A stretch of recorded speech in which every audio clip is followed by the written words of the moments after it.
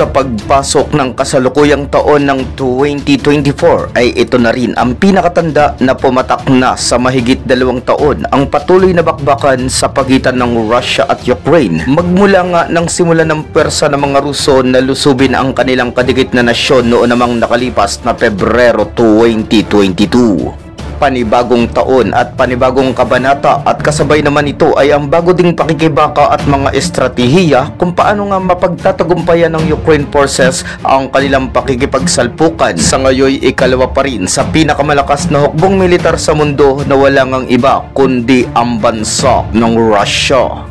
Panibagong update at ang pinaka-latest sa maaaring pinakamaging plano ng mga Ukrainian forces ang siyang tatalakayin natin ngayon sa video na ito.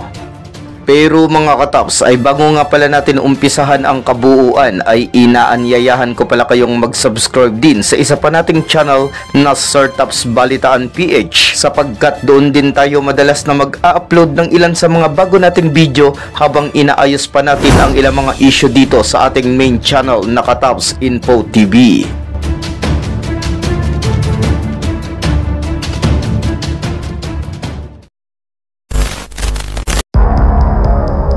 Dalawang masalimuot na taon ang siya nang lumipas, subalit hindi pa rin nagwawakas ang nangyayaring giyera sa Ukraine. Marami ang nagsasabi na kawawa na talaga ang naturang bansa, lalo't dito pa mismo nagaganap ang matitinding bakbakan dulot ng pagsugod sa kanila ng mga Ruso. Pero bagamat marami nang ang buhay ang nagbuwis mula sa magkabilaang panig at ilan na ring mga bayan o village ng Kyiv ang napasakamay ng Russian forces, ay napakadami din namang humahanga sa inaataking nasyon, lalo pat nakaya at nagawa nga nilang masabayan ang malaking agwat pagdating sa laki ng pwersa ang kanilang mga Rusong katunggali. Oo nga't sabihin na natin na malaking tulong talaga ang ibinibigay ng mga armas at pinansyal na tulong ng mga Western nations para sa Kyiv. Pero at subalit ay hindi pa rin nga maitatatwa na ang pinakaugat pa rin kung bakit nga natiling nakatayo ang puwersa ng mga Ukrainians ay dahil sa matinding determinasyon at katapangan ng kanilang mga mandirigma.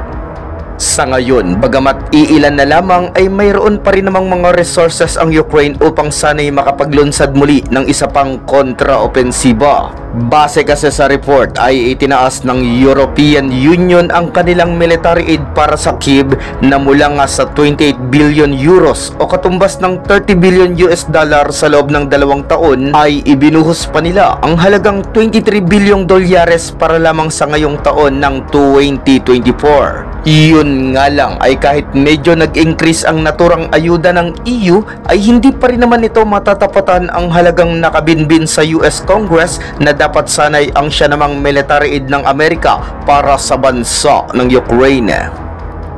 Sa isa pang ulat mula naman sa The Financial Times ay sinabi ditong ang ilan sa mga US official ay hinihimok pang ang pagtuunan muna ng Kyiv ang kanilang depensa at sa susunod na lang na muling taon magsagawa ng isang counter-offensive gamit ang kanilang mga naipon at inireserbang mga lakas. Subalit, ang advice na iyon ay umani nga ng ilang kritisismo mula pa mismo sa isang Washington-based think tank na Institute for the Study of War.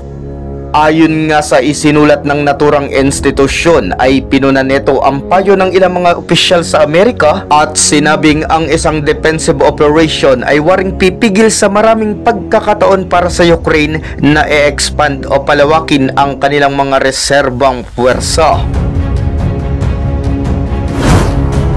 Samantala, sa isa namang panayam kay Ukraine President Volodymyr Zelensky ay nagpahiwatig nga ito na magsasagawa siya ng mga hakbangin kasabay ng gaganaping summit sa Switzerland nitong tagsibol at ang naturang ng mga aksyon ay upang sugpuin ang anumang mga pakikipag-usap na may kinalaman sa isang peace proposal. Pero kasabay pa nito ay dagdag din ni Zelensky na karapatan nga nilang magpalakas sa gitna ng isang battlefield at hindi talaga umano sila tatanggap ng anumang mga peace formats at mga formulang pangkapayapaan, lalo pat kung ang maghahain nga ng mga ito ay yung mga bansa na wala raw sa araw na iyon at wala din mismo sa nangyayaring digmaan.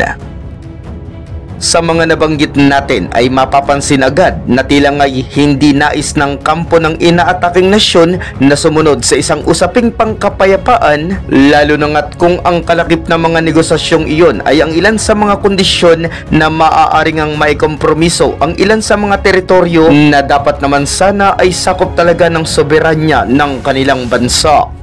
Kaya't kung magpapatuloy talaga ang ganitong takbo ay maaaring tama ang obserbasyon ng ilang mga eksperto at mga analista na maaaring mulingang maglunsad ng kontraopensiba ang puwersa ng Ukraine at malamang ay gawin nila ito sa kasalukuyan pa ring taon.